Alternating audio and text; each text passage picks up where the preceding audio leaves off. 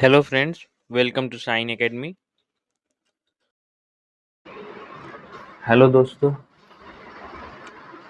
हम सबसे ऊपर लिखते हैं पाठ्य योजना संख्या, उसके बाद से लिखते हैं विद्यालय का नाम बापू इंटर कॉलेज सलेमपुर देवरिया, यानी कि जहाँ पे आप इंटर्नशिप करेंगे उसका नाम लिखेंगे, छात्राध्यापक या छात्राध्यापिका का नाम यहाँ पे, और उसके बाद से यहाँ पे सारी सूचियां भर लेंगे, दिनांक, विषय, कक्षा, वर्ग, कालांश, अवधि। जैसे प्रकरण है भारत छोड़ो आंदोलन, सामान्य उद्देश्य में पूर्ववत किया हुआ है क्योंकि पिछले पाठ्य योजनाओं से आप सामान्य उद्देश्य को ले सकते हैं। और सामान्य उद्देश्य आपको मैंने बार बार बताया है कि सामान्य उद्देश्य विषय से संबंधित होता है, विशिष्ट उद्देश्य आपका प्रकरण से संबंधित होता है।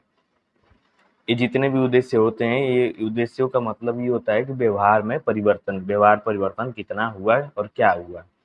ज्ञानात्मक उद्देश्य होता है कि छात्रों के ज्ञान से संबंधित, तो छात्र भारत छोड़ो आंदोलन के बारे में ज्ञान प्राप्त कर सकेंगे।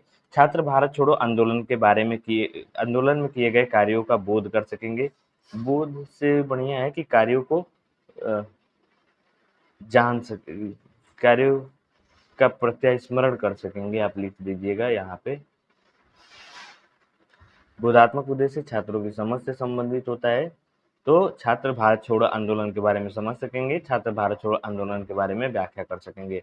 अनुप्रयोगात्मक उद्देश्य यानी कि व्यवहार में क्या परिवर्तन होगा, छात्र भारत छोड़ो आंदोलन से जुड़े स्वतंत्रता सेनानियों से प्रेरित हो सकेंगे, छात्र भारत छोड़ो आंदोलन से जुड़े स्वतंत्रता सेनानियों के गुणों को अपना सकेंगे। आवश्यक स्लैश सहायक सामग्री, आवश्यक सामग्री में चाक, डस्टर और श्यामपट्ट ही आता है, और सहायक सामग्री में चार्ट पेपर, मानचित्र, ग्लोब, ये सारी चीजें आ जाती हैं।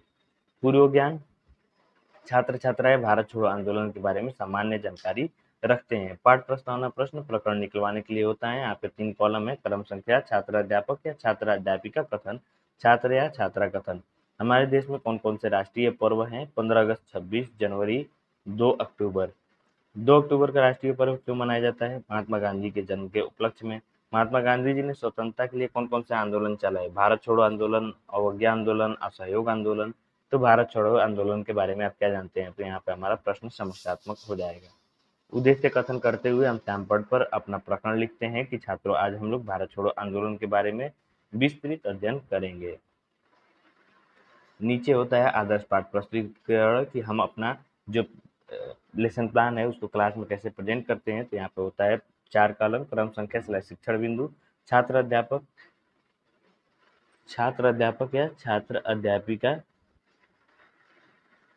अध्यापिका कथन, और यहाँ पे होता है छात्र छात्रा कथन, श्यामपट्ट कार्य। नीचे है विकासात्मक प्रश्न, गांधी जी ने स्वतंत्रता के लिए कौन कौन सा आंदोलन चलाया? सविनय अवज्ञा आंदोलन, असहयोग, भारत छोड़ो आंदोलन। भारत छोड़ो आंदोलन के बारे में आप क्या जानते हैं? तो समस्यात्मक यहाँ पे हमारा प्रश्न हो जाएगा। पहला शिक्षण बिंदु है भारत छोड़ो आंदोलन का परिचय। तो पहले स्पष्टीकरण में हम लिखेंगे भारत छोड़ो आंदोलन द्वितीय विश्व युद्ध के समय 8 अगस्त 1942 को आरंभ किया था। 1942 ईस्वी में कांग्रेस ने एक प्रस्ताव द्वारा अंग्रेजों से भारत छोड़ने के लिए कहा। यदि अंग्रेज इस पर सहमत नहीं होते हैं तो विवश होकर भारतीयों को करो या मरो की भावना से आंदोलन करना पड़ेगा। ब्रिटिश सरकार ने उसी रात्रि को गांधी जी एवं कांग्रेस के अन्य बड़े बड़े नेताओं को गिरफ्तार कर लिया। 9 अगस्त की प्रातः से ही पूरे देश में आंदोलन शुरू हो गया। बड़े शहरों में जुलूस निकाले गए और हड़तालें शुरू हुई। सरकार ने प्रेस पर नियंत्रण कर लिया और बहुत से अखबारों को जब्त कर लिया। छात्र छात्रा वाले कॉलम में आप लिखते हैं कि छात्र छात्रा कथन को ध्यानपूर्वक सुनते हैं। बोधात्मक प्रश्न छात्रों के लिए समझ के लिए पूछा गया प्रश्न होता है। तो यहाँ पे आप 2 से 3 प्रश्न पूछते हैं कि भारत छोड़ो आंदोलन कब शुरू हुआ? 8 अगस्त 1942 को।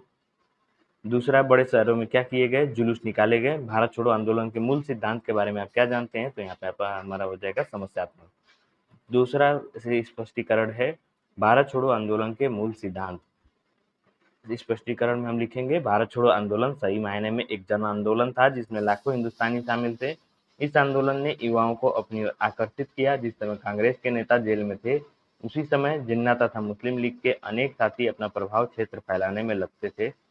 जून 1944 ईस्वी में जब विश्व युद्ध समाप्ति की ओर था तो गांधी जी रिहा कर दिए गए। 1945 में ब्रिटेन में लेबर पार्टी की सरकार बनी, वह स्वतंत्रता के पक्ष में थी।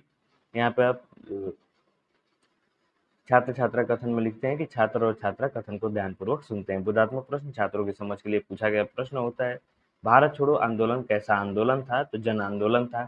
1945 ईस्वी में ब्रिटेन में किस पार्टी की सरकार बनी? लेबर पार्टी की। भारत छोड़ो आंदोलन का रूप कैसा था? समस्यात्मक हो जाएगा यहाँ पे। तो हम नीचे अब तीसरे स्पष्टीकरण में लिखेंगे कि भारत छोड़ो आंदोलन का रूप या स्वरूप। स्पष्टीकरण: भारत छोड़ो आंदोलन ने एक जन आंदोलन का रूप ले लिया था। कुछ स्थानों पर लोगों ने पुलिस थानों, डाकघरों, कचहरियों, रेलवे स्टेशन तथा अन्य सरकारी संस्थानों पर हमला बोल दिया। सार्वजनिक भवनों पर तिरंगा झंडा फहराया गया। छात्र छात्रा कथन में आप फिर यहाँ पे लिखेंगे कि छात्र छात्रा कथन को ध्यानपूर्वक सुनते हैं। हजारों सत्याग्रहियों ने गिरफ्तारियां दी। छात्र विद्यालय छोड़कर आंदोलन में कूद पड़े। जगह जगह विद्यार्थियों ने जुलूस निकाले तथा देश प्रेम से संबंधित पर्चे लिखने तथा बांटने में लग गए। पूर्वी उत्तर प्रदेश और बिहार में आंदोलन अधिक उग्र था। बिहार के गवर्नर को भागकर वाराणसी में शरण लेनी पड़ी।